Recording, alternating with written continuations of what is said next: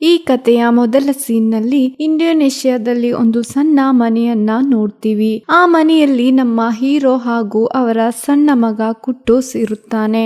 ಆದರೆ ಅವನಿಗೆ ಆಸ್ಮಾ ಎಂಬ ರೋಗವಿರುತ್ತೆ. ಅವಾಗ ಅಲ್ಲಿಂದ ನಮ್ಮ ಹೀರೋಯಿನ್ ಬರ್ತಿದ್ದಾಳೆ. ಆದರೆ ಇವತ್ತು ಒಂದು ಸ್ಪೆಷಲ್ ಡೇ ಆಗಿರುತ್ತೆ. ಅದು ಏನು ಅಂದರೆ ಹೀರೋದು ಬರ್ತ್ಡೇ ಆಗಿರುತ್ತೆ. ಹೀರೋಯಿನ್ ಹೀರೋಗೆ ಒಂದು ಕಾಸ್ಟ್ಲಿ ಗಿಫ್ಟ್ ಕೊಡುತ್ತಾಳೆ. ಅದರಲ್ಲಿ ಒಂದು ವಾಚ್ ಇರುತ್ತದೆ. ಹೀರೋಗೆ ಅವನ ಫ್ಯಾಮಿಲಿ ಅಂದ್ರೆ ತುಂಬಾನೇ ಇಷ್ಟ.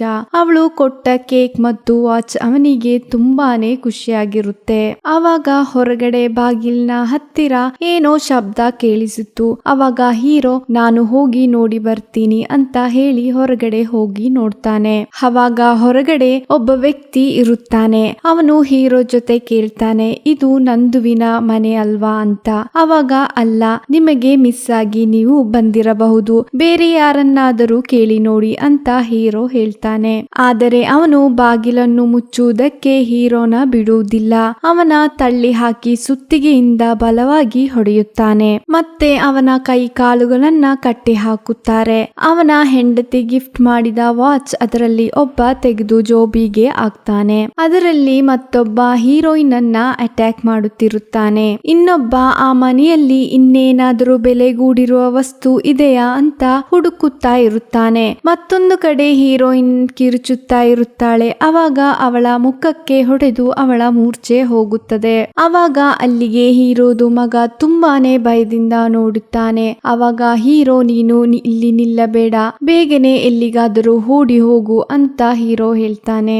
ಅವಾಗ ಕುಟ್ಟೂಸ್ ಓಡಿ ರೂಮಿಗೆ ಹೋಗ್ತಾನೆ. ಅದನ್ನ ಒಬ್ಬ ನೋಡಿ ಅವನ ಹಿಂದೆನೆ ಹೋಗ್ತಾನೆ. ಅವಾಗ ಹೀರೋಯಿನ್ ಮೆಲ್ಲನೆ ಎದ್ದು ನಿಲ್ತಾನೆ. ಮತ್ತೆ ಪುನಃ ಕಿರುಚುತ್ತಾ ಸ್ಟಾರ್ಟ್ ಮಾಡ್ತಾಳೆ. ಅವಾಗ ಅದನ್ನು ಕೇಳಿ ಬಂದ ಒಬ್ಬ ಚಾಕಿನಿಂದ ಬಲವಾಗಿ ಅವಳ ಹೊಟ್ಟೆಗೆ ಗುದ್ದುತ್ತದೆ. ಮತ್ತೊಂದು ಕಡೆ ಕುಟ್ಟೂಸ್ ಓಡುವಾಗ ಒಬ್ಬ ಅವನನ್ನ ಹಿಡಿದು ಬಾಯನ್ನ ಮುಚ್ಚುತ್ತದೆ. ಅವನಿಗೆ ಆಸ್ಮಾ ರೋಗವಿರುವ ಕಾರಣ ಅವನು ಹೀರೋ ಮುಂದೆನೆ ಸಾಯುತ್ತಾನೆ. ಅದನ್ನು ನೋಡಿದ ಹೀರೋಯಿನ್ ತುಂಬಾನೇ ಕೋಪಗೊಂಡು ಒಂದು ಗಾಜಿನ ಪೀಸ್ ತೆಗೆದುಕೊಂಡು ಒಬ್ಬನ ಕಣ್ಣಿಗೆ ಚುಚ್ಚುತ್ತಾಳೆ ಮತ್ತು ಅವಳ ಹೊಟ್ಟೆಗೆ ಬಲವಾದ ಗಾಯವಾದ ಕಾರಣ ಹೀರೋಯಿನ್ ಹೀರೋದು ಮುಂದೆನೆ ಸತ್ತು ಹೋಯ್ತಾಳೆ. ಅದನ್ನು ನೋಡಿದ ಹೀರೋಗೆ ತನ್ನ ಕೈಯಲ್ಲಿ ಏನು ಮಾಡಕ್ಕ ಹಾಕುತ್ತಿಲ್ಲವೇ ಅಂತ ತುಂಬಾನೇ ದುಃಖ ಪಡುತ್ತಾನೆ. 2 ನಿಮಿಷದ ಮುಂದೆ ಅಷ್ಟು ಖುಷಿಯಲ್ಲಿದ್ದ ಫ್ಯಾಮಿಲಿ 5 ನಿಮಿಷದಲ್ಲಿ ಹೀಗಾಯ್ತಲ್ವಾ. 2 ವರ್ಷಗಳ ನಂತರ ಕೂಡ ಹೀರೋಗೆ ಆ ಯೋಚನೆಯಿಂದ ಹೊರಗಡೆ ಬರುವುದಕ್ಕೆ ಆಗುವುದೇ ಇಲ್ಲ. ಆತ್ಮಹತ್ಯೆಗೂ ಕೂಡ ಶ್ರಮಿಸುತ್ತಾನೆ. ಅವನ ಆರೋಗ್ಯವನ್ನು ಕೂಡ ನೋಡುವುದಿಲ್ಲ. ಮನೆಯನ್ನ ಕೂಡ ಅವನು ಸರಿಯಾಗಿ ಕ್ಲೀನ್ ಮಾಡುತ್ತಿರಲಿಲ್ಲ. ಆಹಾರ ಸರಿಯಾಗಿ ತಿಂತಾ ಇರಲಿಲ್ಲ. ಅವನಿಗೆ ತನ್ನ ಮಗ ಹೆಂಡತಿಯನ್ನು ಸಾಯಿಸಿದ ಒಬ್ಬೊಬ್ಬ ವ್ಯಕ್ತಿಯ ಮುಖ ಕೂಡ ಕಣ್ಣು ಮುಂದೆನೆ ಬರ್ತಾ ಇರುತ್ತೆ. ಮರುದಿನ ಹೀರೋ ಅವನ ಕಂಪನಿಗೆ ಹೋಗ್ತಾನೆ. ಅಲ್ಲಿ ಒಂದು ಪ್ರೆಸೆಂಟೇಶನ್ ನಡೆಯುತ್ತಾ ಇರುತ್ತೆ. ಅವಾಗ ಹೀರೋ ಅದನ್ನೇನು ಮೈಂಡೇ ಮಾಡುತ್ತಿರಲಿಲ್ಲ. ಅವಾಗ ಹೀರೋ ಜೊತೆ ಬಾಸ್ ಕೇಳ್ತಾರೆ, 2 ವರ್ಷಗಳಾಯ್ತಲ್ವಾ, ಅದು ನಿನಗೆ ತಿರುಗಿ ಸಿಗುವುದಿಲ್ಲ. ನಿನ್ನ ಜೊತೆ ನಾನು ಒಂದು ಡಾಕ್ಟರ್ ಕಾಣಕ್ಕೆ ಹೇಳಿದ್ದಲ್ವಾ, ನೀನು ಯಾಕೆ ಹೋಗಲಿಲ್ಲ ಅಂತ ಕೇಳ್ತಾರೆ. ಅವಾಗ ಹೀರೋ ಹೇಳ್ತಾನೆ, ನನಗೆ ಹೋಗಿರುವುದು ಯಾವ ಡಾಕ್ಟರ್ಗೂ ಕೂಡ ಕೊಡಕ್ಕೆ ಆಗುವುದಿಲ್ಲ. ಬಾಸ್ ಹೇಳ್ತಾನೆ, ನಿನ್ನ ಜೊತೆ ನಾನು ಹೇಳಿಲ್ವಾ ನನ್ನ ತಂಗಿಯ ಬಗ್ಗೆ. ಅವಳ ಮಗ ಸತ್ತು ಹೋಗಿದ ಮೇಲೆ ಅವಳು ತುಂಬಾನೇ ಡಿಪ್ರೆಷನ್ ಆಗಿ ತುಂಬಾ ಸೂಸೈಡ್ ಮಾಡಕ್ಕೆ ಹೊರಟಿದ್ದಾಳೆ. ಅವಳನ್ನ ಈ ಡಾಕ್ಟರೇ ತಿರುಗಿ ಹೊಸ ಜೀವನಕ್ಕೆ ತಂದಿದ್ದು. ಅದಕ್ಕೆ ನಾನು ಹೇಳಿದು ನೀನು ಹೋಗಿ ಈ ಡಾಕ್ಟರ್ನ ಹೋಗಿ ನೋಡು. ಅವಾಗ ಹೀರೋ ಆ ವಿಸಿಟಿಂಗ್ ಕಾರ್ಡ್ ತೆಗೆದುಕೊಂಡು ಅಲ್ಲಿಂದ ಹೋಗ್ತಾನೆ. ಅವಾಗ ಟ್ರಾಫಿಕ್ ಜಾಮ್ ಆಗಿರುತ್ತೆ. ಅಲ್ಲಿಗೆ 3 ವ್ಯಕ್ತಿಗಳು ಬರ್ತಾರೆ. ಅವಾಗ ಹೀರೋ ಅವರನ್ನ ನೋಡಿದಲ್ಲೇ ಬಾಕಿಯಾಗುತ್ತೆ. ಮತ್ತೆ ಅಲ್ಲಿಂದ ಅವನು ಮನೆಗೆ ಬರ್ತಾನೆ. ವಿಸಿಟಿಂಗ್ ಕಾರ್ಡ್ ಅನ್ನ ನೋಡಿ ಏನು ಡಾಕ್ಟರ್ ಅಂತ ಹೇಳಿ ಆ ಕಾರ್ಡ್ ಅನ್ನ ಬಿಸಾಡುತ್ತಾನೆ. ಕಾರ್ನಲ್ಲಿ ಕೂತಿರುವಾಗ ಅವನಿಗೆ ಹೆಂಡತಿ ಮತ್ತು ಮಗನ ಚಿಂತೆ ತುಂಬಾನೇ ಬರ್ತಾ ಇತ್ತು. ಅವಾಗ ಅವನು ಬಿಸಾಡಿದ ವಿಸಿಟಿಂಗ್ ಕಾರ್ಡ್ ನಲ್ಲಿ ಒಂದು ನಂಬರ್ ಇತ್ತು. ಅದಕ್ಕೆ ಕಾಲ್ ಮಾಡಿ ಮಾತಾಡ್ತಾನೆ. ಮತ್ತೆ ಆ ಡಾಕ್ಟರ್ ಅನ್ನ ಭೇಟಿ ಮಾಡುತ್ತಾನೆ. ಅವಾಗ ಡಾಕ್ಟರ್ ಕೇಳ್ತಾರೆ, ಏನು ನಿನ್ನ ಪ್ರಾಬ್ಲಮ್ಸ್ ಅಂತ ಕೇಳ್ತಾರೆ. ಅವಾಗ ಹೀರೋ ಪ್ರಾಬ್ಲಮ್ಸ್ ಏನು ಅಂತ ನನಗೆ ಗೊತ್ತಿಲ್ಲ. ನನ್ನ ಬಾಸ್ ಹೇಳಿದ್ದಾರೆ ನಿಮ್ಮ ಹತ್ತಿರ ಬಂದು ಮಾತನಾಡಿಲ್ಲ ಅಂದರೆ ನನಗೆ ಜಾಬ್ ಸಿಗಲ್ಲ ಅಂತ. ಓಕೆ, ನಿಮ್ಮ ಬಗ್ಗೆ ನಿಮ್ಮ ಬಾಸ್ ಎಲ್ಲ ನನಗೆ ಹೇಳಿದ್ದಾರೆ. ನಿಮ್ಮ ಪ್ರಾಬ್ಲಮ್ಸ್ ಏನು ಅಂತ ನನಗೆ ಡೀಟೇಲ್ ಆಗಿ ಹೇಳಬೇಕು. ಆಗ ಹೇಳ್ತಾನೆ, ನಿಮ್ಮ ಜೊತೆ ಹೇಳಿ ಏನು ಪ್ರಯೋಜನ, ನನ್ನ ಜೀವನದಲ್ಲಿ ಹೋಗಿದ್ದೆಲ್ಲ ನನಗೆ ತಿರುಗಿ ಸಿಗುತ್ತಾ ಅಂತ ಸಿಟ್ಟಿನಲ್ಲಿ ಡಾಕ್ಟರ್ಗೆ ಹೇಳ್ತಾನೆ. ಅಲ್ಲಿಂದ ಅವನು ತಿರುಗಿ ಮನೆಗೆ ಹೋಗಬೇಕು ಅಂತ ಒಂದು ಕ್ಯಾಬ್ ಬುಕ್ ಮಾಡಿರುತ್ತಾನೆ. ಅವನು ಆ ಕಾರ್ನಲ್ಲಿ ಹೋಗುತ್ತಾನೆ. ಅವಾಗ ಡ್ರೈವರ್ ಕೈಯಲ್ಲಿದ್ದ ಟ್ಯಾಟೂ ಅನ್ನ ನೋಡ್ತಾನೆ. ಅವನಿಗೆ ಆ ಟ್ಯಾಟೂ ಎಲ್ಲೋ ನೋಡಿದ ಹಾಗೆ ಇರುತ್ತೆ. ಬೇಗನೆ ಅವನು ಫೋನ್ ತೆಗೆದು ಚೆಕ್ ಮಾಡಿ ನೋಡ್ತಾನೆ. ಅವಾಗ ಆ ರೌಡಿಗಳಲ್ಲಿ ಒಬ್ಬ ಆಗಿರುತ್ತಾನೆ. ಮನೆಯ ಹತ್ತಿರ ಬಂದಾಗ ಇಲ್ಲೇ ಕಾರ್ ಸ್ಟಾಪ್ ಮಾಡಿ ಅಂತ ಹೀರೋ ಹೇಳ್ತಾನೆ. ಅವಾಗ ಅವನು ಆ ಮನೆಯನ್ನ ನೋಡಿ ತುಂಬಾನೇ ಶಾಕ್ ಆಗುತ್ತೆ. 2 ಜೀವವನ್ನ ತೆಗೆದುಕೊಂಡಿದ್ದು ಇಲ್ಲೇ ಅಲ್ವಾ ಅಂತ ಭಯದಿಂದ ಹೀರೋ ಮುಖವನ್ನ ನೋಡ್ತಾನೆ. ಅವಾಗ ಹೀರೋ ಸಿಟ್ಟಿನಲ್ಲಿ ಸೀಟ್ ಬೆಲ್ಟ್ ನಿಂದ ಅವನ ಅತಿ ಕ್ರೂರವಾಗಿ ಸಾಯಿಸ್ಬಿಡ್ತಾರೆ. ಮತ್ತೆ ಹೀರೋಗೆ ಏನು ಮಾಡಬೇಕು ಅಂತ ಗೊತ್ತೇ ಆಗ್ತಾ ಇಲ್ಲ. ಸುತ್ತಮುತ್ತ ನೋಡ್ತಾ ಇರ್ತಾನೆ, ಯಾರಾದರೂ ಇದ್ದಾರಾ ಅಂತ. ಮತ್ತೆ ಅವನನ್ನ ಬ್ಯಾಕ್ ಸೀಟ್ಗೆ ಹಾಕಿ ಹೀರೋ ಆ ಕಾರ್ ಡ್ರೈವ್ ಮಾಡಿ ಒಂದು ಕಾಡಿನ ಮಧ್ಯೆ ಹೋಗಿ ಅವನನ್ನ ಮುಂದೆ ಸೀಟ್ಗೆ ಹಾಕಿರುವ ಟೀ ಶರ್ಟ್ ಬಿಚ್ಚಿ ಅವನನ್ನ ಫಿಂಗರ್ ಪ್ರಿಂಟ್ ಅನ್ನೆಲ್ಲ ಹೊರಿಸುತ್ತಾನೆ. ಮತ್ತೆ ಅವನ ಮೊಬೈಲ್ ಅನ್ನ ತೆಗೆದು ಅಲ್ಲಿಂದ ಓಡಿ ಹೋಗ್ತಾನೆ. ನೆಕ್ಸ್ಟ್ ಡೇ ಅವನ ಬಾಸ್ ಕಾಲ್ ಮಾಡಿ, ನೀನು ಆ ಡಾಕ್ಟರ್ ಅನ್ನು ಭೇಟಿಯಾಗಿದ್ದ ಅಂತ ಕೇಳ್ತಾರೆ. ಅವಾಗ ಹೀರೋ, ನಾನು ಹೋಗಿದ್ದೆ, ಇವಾಗ ಸ್ವಲ್ಪ ಸುಧಾರಣೆ ಇದೆ, ಇನ್ನೊಂದು ಸಲ ಡಾಕ್ಟರ್ ಹತ್ತಿರ ಹೋಗಿ ನಾನು ಕಾಲ್ ಮಾಡುತ್ತೀನಿ ಅಂತ ಹೇಳಿ ಕಾಲ್ ಕಟ್ ಮಾಡ್ತಾರೆ. ಮತ್ತೆ ಕೊಲೆ ಮಾಡಿದ ಆ ಡ್ರೈವರ್ ಫೋನ್ ಅನ್ನು ತೆಗೆದು ನೋಡಿದಾಗ ಅವನ ಹೆಂಡತಿ ಮತ್ತು ಮಗನನ್ನು ಸಾಯಿಸಿದ ಮತ್ತೊಬ್ಬ ವ್ಯಕ್ತಿಯನ್ನು ಆ ಫೋನ್ ನಲ್ಲಿ ಕಾಣುತ್ತದೆ. ತಕ್ಷಣವೇ ಹೀರೋ ಕಾರ್ ತೆಗೆದು ಒಂದು ಟೂಲ್ಸ್ ಅಂಗಡಿಗೆ ಹೋಗಿ ಒಂದೆರಡು ಟೂಲ್ಸ್ ಗಳನ್ನ ತೆಗೆದುಕೊಂಡು ಮನೆಯಲ್ಲಿದ್ದ ವಾಷಿಂಗ್ ಮಿಷನ್ ರೆಡಿ ಮಾಡಿ ಅವನ ಡ್ರೆಸ್ ಎಲ್ಲ ವಾಶ್ ಮಾಡ್ತಾನೆ. ಮತ್ತೆ ಸೂಪರ್ ಮಾರ್ಕೆಟ್ ಗೆ ಹೋಗಿ ಪರ್ಚೇಸ್ ಮಾಡುತ್ತಿರುವಾಗ ಅಲ್ಲಿ ಸೈಕಾಸ್ಟಿಕ್ ಡಾಕ್ಟರ್ ಇರುತ್ತೆ. ಸ್ವಲ್ಪ ಸುಧಾರಣೆಯಾಗಿದ್ದೀರಲ್ಲ, ನಿಮ್ಮ ಒಳಗಡೆ ಇರುವ ದುಃಖಗಳನ್ನೆಲ್ಲ ಹೊರಗಡೆ ಹಾಕಿದ್ದರೆ ನಿಮ್ಮ ಲೈಫ್ ಅಲ್ಲಿ ಚೇಂಜ್ ಇರುತ್ತೆ. ಹಾಗೆ ಡಾಕ್ಟರ್ ಮತ್ತು ಹೀರೋ ಅಲ್ಲಿಂದ ಹೋಗ್ತಾರೆ. ಅವಾಗ ಹೀರೋ ಕಾರ್ ಟ್ರಾಫಿಕ್ ಅಲ್ಲಿ ಜಾಮ್ ಆಗುತ್ತೆ. ಅಲ್ಲಿ 3 ವ್ಯಕ್ತಿಗಳು ಜಗಳವನ್ನು ಆಡುತ್ತಿರುವುದನ್ನ ನೋಡಿದ ಹೀರೋ ಕಾರ್ನಲ್ಲಿರುವ ಸ್ಪ್ಯಾಂಡರ್ ತೆಗೆದು ಅವರನ್ನ ಹೊಡೆಯುತ್ತಾರೆ. ಮತ್ತೆ ಅವನಿಗೆ ಮುಖದಲ್ಲಿ ಏನೋ ಒಂದು ರೀತಿಯ ಸಂತೋಷ ಬರುತ್ತದೆ. ಮತ್ತೆ ಅವನು ಮನೆಯನ್ನೆಲ್ಲ ಫುಲ್ ಕ್ಲೀನ್ ಮಾಡ್ತಾನೆ. ಡ್ರೈವರ್ ಫೋನ್ ತೆಗೆದು ಮತ್ತೊಬ್ಬನ ಫೋಟೋ ನೋಡ್ತಾನೆ. ಫೋಟೋನ ಹಿಂದೆ ಒಂದು ಶಾಪ್ ನ ಹೆಸರು ಇರುತ್ತದೆ. ಅವನು ಆ ಹೆಸರನ್ನು ನೋಡಿ ಸರ್ಚ್ ಮಾಡಿ ಲೊಕೇಶನ್ ಕಂಡು ಹಿಡಿದು ಅಲ್ಲಿಗೆ ಹೋಗ್ತಾ ಇರ್ತಾನೆ. ಅವಾಗ ಅಲ್ಲಿ ಅವನ ಫ್ಯಾಮಿಲಿಯನ್ನ ಕೊಲೆ ಮಾಡಿರುವ ಒಬ್ಬ ವ್ಯಕ್ತಿಯ ಹಾಗೆ ಮತ್ತೊಬ್ಬನನ್ನ ನೋಡ್ತಾನೆ. ಅವನ ಹಿಂದೇನೆ ಹೀರೋ ಹೋಗ್ತಾನೆ. ಅವನ ಕೈಯಲ್ಲಿ ವಾಚ್ ನೋಡಿದಾಗ ಇವನೇ ಅಂತ ಗೊತ್ತಾಗುತ್ತೆ. ತನ್ನ ವೈಫ್ ಗಿಫ್ಟ್ ಮಾಡಿದ ವಾಚ್ ಅವನ ಕೈಯಲ್ಲಿ ಇರುತ್ತದೆ. ಮತ್ತೆ ಇಬ್ಬರು ನಮಾಜ್ ಮಾಡಿ ಹೊರಗಡೆ ಬರ್ತಾರೆ. ನಿಮ್ಮನ್ನ ನಾನು ಇಲ್ಲೇನು ನೋಡಿಲ್ಲಲ್ವಾ? ಅವಾಗ ಹೀರೋ, ನಾನು ಹೋಗುವಾಗ ನನ್ನ ಕಾರ್ ಆಫ್ ಆಯ್ತು, ಏನಾಗಿದೆ ಅಂತ ಗೊತ್ತಾಗ್ತಾ ಇಲ್ಲ. ಆಗ ಅವನು ಹೇಳ್ತಾನೆ, ಅದಕ್ಕೇನು, ಇಲ್ಲೇ ಸ್ವಲ್ಪ ದೂರದಲ್ಲಿ ನನ್ನ ವರ್ಕ್ ಶಾಪ್ ಇರೋದು, ನಾನು ರೆಡಿ ಮಾಡಿ ಕೊಡ್ತೀನಿ. ಮತ್ತೊಂದು ಕಡೆ ಡ್ರೈವರ್ ಅನ್ನು ಕೊಂದು ಹಾಕಿರುವುದನ್ನು 2 ಮಕ್ಕಳು ನೋಡಿ ಪೊಲೀಸ್ಗೆ ಇನ್ಫಾರ್ಮ್ ಮಾಡಿರುತ್ತಾರೆ. ಹಾಗೇನೆ ಹೀರೋ ಕಾರನ್ನ ಸರಿ ಮಾಡುತ್ತಾ ಇರುವಾಗ ಮೆಕ್ಯಾನಿಕ್ ಕೇಳ್ತಾನೆ, ಒಂದು ಸ್ಕ್ರೂ ಡ್ರೈವರ್ ತೆಗೆ. ಅವಾಗ ಹೀರೋ ಆ ಸ್ಕ್ರೂ ಡ್ರೈವರ್ ಅನ್ನ ತೆಗೆದು ಇಲ್ಲೇ ಇವನನ್ನ ಸಾಯಿಸಬೇಕು ಅಂತ ಯೋಚನೆ ಮಾಡ್ತಾನೆ. ಕಾರೆಲ್ಲ ರೆಡಿ ಮಾಡಿ ಆದ ಮೇಲೆ ಮೆಕ್ಯಾನಿಕ್ ಹೀರೋ ಜೊತೆ ಕೇಳ್ತಾರೆ, ನಿಮ್ಮನ್ನ ನಾನು ಎಲ್ಲೋ ನೋಡಿದ ಹಾಗೆ ಇದೆ, ಆದರೆ ನನಗೆ ಯೋಚನೆ ಬರ್ತಿಲ್ಲ. ಅವಾಗ ಹೀರೋ, ನಾನು ನಿಮ್ಮನ್ನು ಎಲ್ಲೋ ನೋಡಿದ ಹಾಗೆ ಇದೆ, ನೀವು ಇದರ ಮುಂಚೆ ಏನು ಕೆಲಸ ಮಾಡಿದ್ದು? ಅವಾಗ ಮೆಕ್ಯಾನಿಕ್, ನನಗೆ ಹಾಗೆ ಕೆಲಸವೇನು ಇತ್ತಿಲ್ಲ, ಈಗ ಸ್ವಲ್ಪ ಗಾಲಗಳಷ್ಟೇ ಈ ಶಾಪ್ ಹಾಕಿರೋದು, ನಾನು ಡೇ ಮತ್ತು ನೈಟ್ ವರ್ಕ್ ಮಾಡ್ತಿದ್ದೀನಿ. ಅವಾಗ ಏನಾದರೂ ಹೆಲ್ಪ್ ಬೇಕು ಅಂದರೆ ನನಗೆ ಕಾಲ್ ಮಾಡಿ ಅಂತ ಹೇಳಿ ನಂಬರ್ ಕೊಡ್ತಾರೆ. ಮತ್ತೊಂದು ಕಡೆ ಡ್ರೈವರ್ನ ಕಾರ್ ಪೊಲೀಸ್ ಅವರು ಫುಲ್ ಚೆಕ್ ಮಾಡ್ತಾ ಇರ್ತಾರೆ. ಆದರೆ ಅವರಿಗೆ ಅಲ್ಲಿ ಯಾವುದೇ ರೀತಿಯ ತಿಳಿವು ಕೂಡ ಸಿಗುವುದಿಲ್ಲ. ನೆಕ್ಸ್ಟ್ ಡೇ ಹೀರೋ ಡಾಕ್ಟರ್ ಹತ್ತಿರ 2ನೇ ಬಾರಿ ಹೋಗ್ತಾರೆ. ಅವಾಗ ಡಾಕ್ಟರ್, ನಿಮ್ಮ ಮನಸ್ಸಿನಲ್ಲಿ ಏನಿದೆ ಅಂತ ಹೇಳಿದರೇನೆ ನನಗೆ ನಿಮ್ಮನ್ನ ಟ್ರೀಟ್ ಮಾಡಕ್ಕೆ ಆಗುವುದು. ಆದರೆ ಹೀರೋ ಹೀರೋ ಹೇಳ್ತಾನೆ, ನನ್ನ ಮೈಂಡ್ ನಲ್ಲಿ ಇವಾಗ ಏನೂ ಇಲ್ಲ. ಹಾಗೆ ಅವನು ಸೀದಾ ಒಂದು ಹಾರ್ಡ್ವೇರ್ ಶಾಪ್ಗೆ ಹೋಗ್ತಾನೆ. ಅಲ್ಲಿಂದ ಸುತ್ತಿಗೆ ಮತ್ತು ಪೈಪ್ ಗಳನ್ನ ತೆಗೆದುಕೊಳ್ತಾನೆ. ಹಾಗೆ ನೈಟ್ ಅವನು ಮೆಕ್ಯಾನಿಕ್ ಅನ್ನು ವಾಚ್ ಮಾಡ್ತಾ ಇರ್ತಾನೆ. ಮತ್ತೆ ಮನೆಗೆ ಬಂದು ಅವನು ತೆಗೆದುಕೊಂಡಿದ್ದ ಪೈಪ್ ಗಳನ್ನೆಲ್ಲ ಸರಿ ಮಾಡ್ತಾ ಇರ್ತಾನೆ. ಅದೇ ಸಮಯದಲ್ಲಿ ಟಿವಿಯಲ್ಲಿ ಡ್ರೈವರ್ ಸತ್ತು ಹೋಗಿರುವ ಬಗ್ಗೆ ನ್ಯೂಸ್ ಇರುತ್ತೆ. ಪೊಲೀಸ್ ಅವರು ಡ್ರೈವರ್ ನ ಡೀಟೇಲ್ಸ್ ಅನ್ನ ಚೆಕ್ ಮಾಡಿದಾಗ ಅವನ ಮೇಲೆ ತುಂಬಾ ಕೇಸ್ಗಳಿರುತ್ತದೆ. ಆದರೆ ಸ್ವಲ್ಪ ಕಾಲದಲ್ಲಿ ಅವನ ಮೇಲೆ ಏನು ಕೇಸುಗಳು ಇತ್ತಿಲ್ಲ ಮತ್ತು ಆ ಕಾರ್ ಅವನದೇ ಹೆಸರಿನಲ್ಲಿದೆ. ಅದು ಒಂದು ಟ್ಯಾಕ್ಸಿ ಆಗಿರುತ್ತೆ. ಲಾಸ್ಟ್ ಗೆ ಅವನನ್ನು ಕಾಲ್ ಮಾಡಿರುವ 3 ವ್ಯಕ್ತಿಗಳ ಡೀಟೇಲ್ಸ್ ತೆಗೆದುಕೊಂಡು ಬನ್ನಿ ಅಂತ ಹೇಳ್ತಾರೆ. ಮತ್ತೊಂದು ಕಡೆ ಹೀರೋ ಡಾಕ್ಟರ್ ಹತ್ತಿರ 3ನೇ ಸೆಕ್ಷನ್ ಅಟೆಂಡ್ ಮಾಡಕ್ಕೆ ಬಂದಿರ್ತಾರೆ. ಡಾಕ್ಟರ್ ಹೇಳ್ತಾರೆ, ಇವತ್ತಾದರೂ ನಿಮಗೆ ಏನಾಯ್ತು ಅಂತ ಹೇಳು. ಅವಾಗ ಹೀರೋ ಹೇಳ್ತಾನೆ, ನನ್ನ ಮಗ ಅಂದರೆ ನನಗೆ ತುಂಬಾ ಇಷ್ಟ. ಮತ್ತೆ ನನ್ನ ವೈಫ್, ಅವಳು ತುಂಬಾ ದಿನದಿಂದ ನನಗೆ ಒಂದು ಸರ್ಪ್ರೈಸ್ ಕೊಡಬೇಕು ಅಂತ ಇತ್ತು.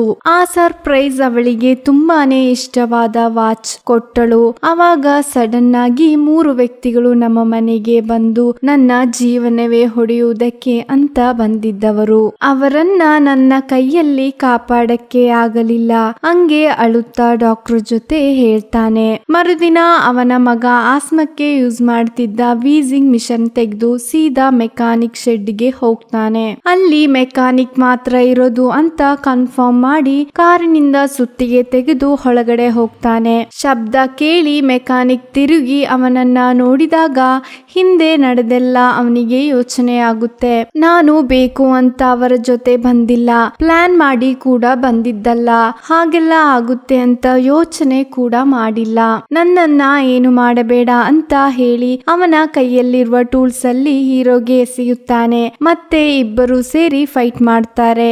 ಮತ್ತೆ ಮೆಕ್ಯಾನಿಕ್ ನ ಕೈ ಕಾಲನ್ನು ಕಟ್ಟಿ ಹಾಕುತ್ತಾ ಅವನ ಬಾಯನ್ನ ಕ್ಲೋಸ್ ಮಾಡಿ ಒಂದು ಪೈಪ್ ಹಾಕಿರುತ್ತಾನೆ. ಆ ಪೈಪ್ ನ ಕಾರ್ಗೆ ಸೈಲೆನ್ಸರ್ ಗೆ ಸೆಟ್ ಮಾಡ್ತಾರೆ. ಅವನನ್ನ ಅತಿ ಕ್ರೂರವಾಗಿ ಸಾಯಿಸ್ತಾರೆ. ತಿಳಿವುಗಳು ನಾಶ ಮಾಡಿ ಸಮಾಧಾನದಿಂದ ಹೀರೋ ಮನೆಗೆ ಹೋಗ್ತಾನೆ. ನೆಕ್ಸ್ಟ್ ಭಾಗದಲ್ಲಿ ಹೀರೋ ಕನಸಿನಲ್ಲಿ ತನ್ನ ಹೆಂಡತಿ ನಗುತ್ತಿರುವುದನ್ನ ಕಾಣಿಸುತ್ತದೆ. ಮತ್ತೊಂದು ಕಡೆ ಡಿಟೆಕ್ಟಿವ್ಗೆ ಆ ಮೆಕ್ಯಾನಿಕ್ ಕೊಲೆಯ ಬಗ್ಗೆ ಗೊತ್ತಾಗಿ ಅಲ್ಲಿಗೆ ಹೋಗ್ತಾರೆ. ಇಲ್ಲಿರುವ ಏನು ವಸ್ತುಗಳನ್ನು ಯಾರು ಮುಟ್ಟಬೇಡಿ ಅಂತ ಡಿಟೆಕ್ಟಿವ್ ಹೇಳ್ತಾರೆ. ಇಷ್ಟು ಕ್ರೂರವಾಗಿ ಸಾಯಿಸಬೇಕು ಅಂದರೆ ಅವರಿಗೆ ಅಷ್ಟು ಸೇಡು ಇರುತ್ತೆ. ಕಾರನ್ನ ಸರ್ಚ್ ಮಾಡಿದಾಗ ಅದರ ಒಳಗಡೆಯಿಂದ ಒಂದು ಫೋನ್ ಸಿಗುತ್ತೆ. ಅದು ಮೆಕ್ಯಾನಿಕ್ ನ ಫೋನ್ ಆಗಿರುತ್ತದೆ. ಅದರಲ್ಲಿ ಅವನ ಫ್ರೆಂಡ್ ಫೋಟೋ ಇರುತ್ತೆ. ಹೀರೋ ಯಾಕೆ ಆ ಫೋನ್ ಅನ್ನ ಅಲ್ಲಿ ಬಿಟ್ಟು ಬಂದಿರಬಹುದು? ಹೀರೋ ಏನೋ ಒಂದು ಪ್ಲಾನ್ ಮಾಡಿರಬೇಕು. 3ನೇ ಸೆಕ್ಷನ್ ಆದ ಮೇಲೆ ಬಾಸ್ ಹತ್ತಿರ ಹೋಗ್ತಾನೆ. ಬಾಸ್ ಕೇಳ್ತಾರೆ, ಇವಾಗ ಹೇಗೆ ಫೀಲ್ ಆಗ್ತಾ ಇದೆ? ಹೀರೋ ಹೇಳ್ತಾನೆ, ಇವಾಗ ಬೆಟರ್ ಆಗ್ತಾ ಇದ್ದೀನಿ. ನನ್ನ ಜಾಬ್ ಏನಾಯ್ತು? ನಿನ್ನ ಜಾಬ್ ಎಲ್ಲೂ ಹೋಗಿಲ್ಲ, ಅಲ್ಲೇ ಇದೆ ಅಂತ ಬಾಸ್ ಹೇಳ್ತಾರೆ. ಹೀರೋ ಖುಷಿಯಾಗಿ ಡ್ಯೂಟಿ ಅಟೆಂಡ್ ಮಾಡ್ತಾನೆ. ಅದನ್ನು ನೋಡಿದ ಬಾಸ್ಗೆ ಕೂಡ ತುಂಬಾ ಸಂತೋಷ ಪಡ್ತಾರೆ. ಹೀರೋ ಡಾಕ್ಟರ್ ನ ವಿಸಿಟಿಂಗ್ ಕಾರ್ಡ್ ಅನ್ನ ತೆಗೆದುಕೊಂಡು ನೋಡ್ತಾನೆ. ಮತ್ತೆ ಅವನು ಆ ಡಾಕ್ಟರ್ ಅನ್ನ ಭೇಟಿ ಮಾಡ್ತಾನೆ. ಡಾಕ್ಟರ್ ಕೇಳ್ತಾರೆ, ನಿಮ್ಮ ಸೆಕ್ಷನ್ ಎಲ್ಲ ಮುಗಿತಲ್ವಾ, ಮತ್ತೆ ಯಾಕೆ ಈ ಕಡೆ ಬಂದಿದ್ದೀರಾ? ಅವಾಗ ಹೀರೋ, ನಾನು ಸುಮ್ಮನೆ ನಿಮ್ಮನ್ನು ನೋಡೋದಕ್ಕೆ ಅಂತ ಬಂದಿದ್ದು. ನನ್ನ ಜೀವನವೇ ತಿರುಗಿ ಕೊಟ್ಟಿದ್ದಕ್ಕೆ ನಾನು ಹೇಗೆ ನಿಮ್ಮ ಜೊತೆ ಥ್ಯಾಂಕ್ಸ್ ಹೇಳಬೇಕು ಅಂತ ಗೊತ್ತಾಗ್ತಾ ಇಲ್ಲ. ಅವಾಗ ಡಾಕ್ಟರ್ ಹೇಳ್ತಾರೆ, ನಮ್ಮ ಲೈಫ್ ನಲ್ಲಿ ನಮ್ಮ ಜೀವನವೇ ಹೋಯ್ತು ಅನ್ನುವ ಒಂದು ಸಮಯ ಇರುತ್ತೆ. ಆ ಟೈಮ್ಗೆ ಎಲ್ಲಿ ನಮಗೆ ಯಾರಾದರೂ ಒಂದು ಕೈ ಸಹಾಯಕ್ಕೆ ಇರಬೇಕು. ನಿಮ್ಮ ಸಿಚುವೇಶನ್ ನನಗೆ ಗೊತ್ತಾಗುತ್ತೆ. ಹೇಗೆಂದರೆ, ನನ್ನ ತಂದೆ ತಾಯಿ ಒಂದು ಕಾರ್ ಆಕ್ಸಿಡೆಂಟ್ ಅಲ್ಲಿ ನನ್ನನ್ನ ಬಿಟ್ಟು ಹೋದರು. ಅವಾಗ ನನಗೆ ಸಪೋರ್ಟ್ ಆಗಿ ನನ್ನ ಅಣ್ಣನೇ ಇದ್ದದ್ದು. ಮತ್ತೆ ಅವನು ಕೂಡ ಕೆರಿಯರ್ ಅನ್ನ ನೋಡಿ ನನ್ನನ್ನು ಬಿಟ್ಟು ಅವನು ಅವನ ಪಾಡಿಗೆ ಹೋದ. ಹಾಗೆ ಮಾತಾಡುತ್ತಾ ಇಬ್ಬರು ಒಂದು ರಿಲೇಶನ್ಶಿಪ್ ಸ್ಟಾರ್ಟ್ ಮಾಡ್ತಾರೆ. ಹೀರೋಗೆ ತುಂಬಾ ಸಮಾಧಾನ ಇರುತ್ತೆ ಅವನ ಗರ್ಲ್ ಫ್ರೆಂಡ್ ಸಿಕ್ಕಿದ್ದಕ್ಕೆ. ಮರುದಿನ ಆಫೀಸ್ಗೆ ಅಂತ ಹೊರಡುವಾಗ ಹೊರಗಡೆ ಪೊಲೀಸ್ ಬಂದಿರ್ತಾರೆ. ಹೀರೋ ಜೊತೆ ಹೇಳ್ತಾರೆ, ನನಗೆ ಒಂದು ಡೌಟ್ ಕ್ಲಿಯರ್ ಮಾಡಕ್ಕೆ ಇದೆ. ನಿಮಗೆ ಫ್ರಾಂಕಿ ಎಂಬ ವ್ಯಕ್ತಿನ ಗೊತ್ತಾ? ಅವಾಗ ಹೀರೋ ಹೇಳ್ತಾನೆ, ನನಗೆ ಯಾರನ್ನು ಗೊತ್ತಿಲ್ಲ. ಓಕೆ, ನಿಮಗೆ ಗೊತ್ತಿಲ್ಲ, ಹಾಗಾದರೆ ನಾನು ಫೋಟೋ ತೋರಿಸ್ತೀನಿ, ಅವಾಗ ನಿನಗೆ ಗೊತ್ತಾಗುತ್ತೆ. ಅವಾಗ ಹೀರೋ ಸಿಟ್ಟಿನಲ್ಲಿ, ನನಗೆ ಗೊತ್ತಿಲ್ಲ ಅಂತಲ್ವಾ ಹೇಳಿದ್ದು, ಮತ್ತೆ ಯಾಕೆ ಫೋಟೋ? ಅವಾಗ ಆಗ ಪೊಲೀಸ್ ಜಸ್ಟ್ ಒಂದು ಸಲ ನೋಡು, ಇವನೇ ಫ್ರಾಂಕಿ, ಒಂದು ಕಾರ್ ಡ್ರೈವರ್, ನನಗೆ ಗೊತ್ತೇ ಇಲ್ಲ ಅಂತ ಹೀರೋ ಹೇಳ್ತಾನೆ. ಆದರೆ ನನಗೆ ಫ್ರಾಂಕಿ ಫೋನ್ ಚೆಕ್ ಮಾಡಿದಾಗ ನಿನ್ನ ಮನೆಯ ಲೊಕೇಶನ್ ತೋರಿಸ್ತಿತ್ತು. 23ನೇ ದಿನ ನೀನು ಎಲ್ಲಿದ್ದೆ? ಅವಾಗ ಹೀರೋ, ನಾನು ಅವತ್ತು ಡಾಕ್ಟರ್ ಹತ್ತಿರ ಹೋಗಿದ್ದೆ. ಮತ್ತೆ ಪೊಲೀಸ್ ಮನೆಯ ಸ್ಕ್ರೀನ್ ತೆಗೆದು ನೋಡಿದಾಗ ಎವಿಡೆನ್ಸ್ ನೆಲ್ಲ ನಾಶ ಮಾಡಿರುವುದು ಗೊತ್ತಾಗುತ್ತೆ. ಹೀರೋ ಹೇಳ್ತಾನೆ, ಕ್ಯಾಬ್ ಬುಕ್ ಮಾಡಿ ನಾನು ಮನೆಗೆ ಬಂದೆ. ಮತ್ತೆ ಅವನಿಗೆ ಏನಾಯ್ತು ಅನ್ನೋದು ನಾನು ಯಾಕೆ ವಿಚಾರಣೆ ಮಾಡಬೇಕು? ಡ್ರೈವರ್ ಮಾತ್ರವಲ್ಲ, ಅವನ ಫ್ರೆಂಡ್ ಸಮೇತ ಸತ್ತು ಹೋಗಿದ್ದಾರೆ.